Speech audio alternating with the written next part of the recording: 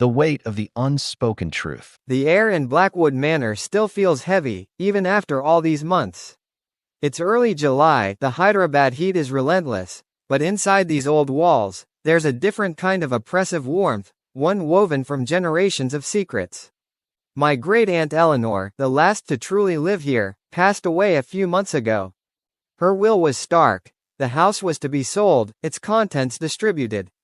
So here I am, along with cousins I haven't seen since childhood and siblings who feel more like polite acquaintances, sifting through the dust and memories of the Davies family. I'm Clara, an architect by trade, and I approach everything with a pragmatic eye, even family history.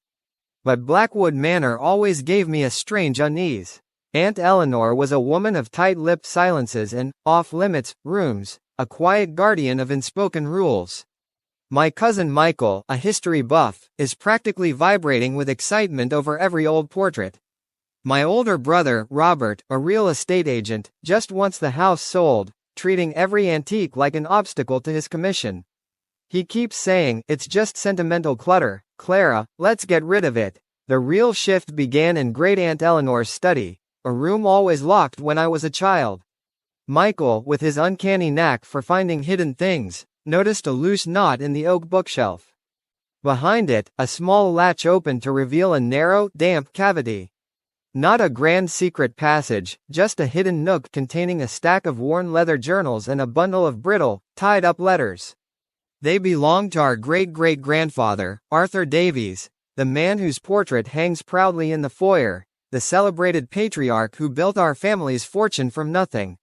Or so the story went. As Michael, then Robert, and finally I began to read, the initial thrill of discovery twisted into a cold dread. Arthur's journals weren't tales of honest ambition. They were meticulous, chillingly precise accounts of manipulation, strategic land grabs, and a calculated scheme to ruin his younger brother, Thomas. Thomas, it turned out, was the rightful heir to a significant portion of our ancestral land, a fact obscured by undocumented family transfers. Arthur had systematically, cruelly, undermined Thomas's ventures, spread rumors, tarnished his name, until Thomas was forced to sell his valuable property to Arthur for next to nothing, publicly disgraced. The letters, addressed to a long-dead lawyer, Silas Croft, even referenced a forged document, subtly altered to disinherit Thomas, with hints about its hiding place. That revelation hit me like a physical blow. The very foundation of our family's wealth, our revered name, this grand house we stood in, all built on a calculated betrayal. Robert, who moments before had been calculating square footage, looked utterly shell-shocked, his face pale. I, the architect who believed in strong foundations, felt the moral ground crumble beneath my feet. Michael, the historian, looked profoundly sad, his romanticized view of our ancestors shattered, replaced by a grim reality. The secret didn't stay hidden for long. It tore through the family gathering like a wildfire. We called an impromptu family meeting, but the stately dining room quickly devolved into a war zone. My great-aunts and uncles, those who had revered Arthur Davies as a saint, reacted with furious denial.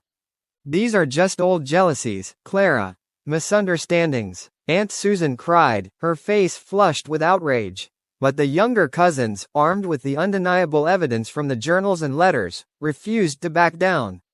Accusations flew. Some called for immediate legal action, advocating for the descendants of Thomas Davies, who still lived quietly, modestly, in the next town over, their families' past marred by what they had always suspected was foul play.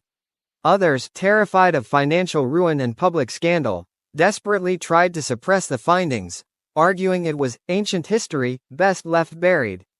The sale of Blackwood Manor, once a simple matter, became a crucible for our family's deeply conflicted morality. We, the Davies family, once a united front, are now irrevocably split.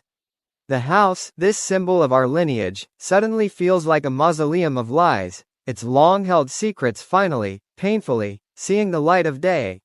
And I'm left standing here, wondering if we can ever truly be family again after this.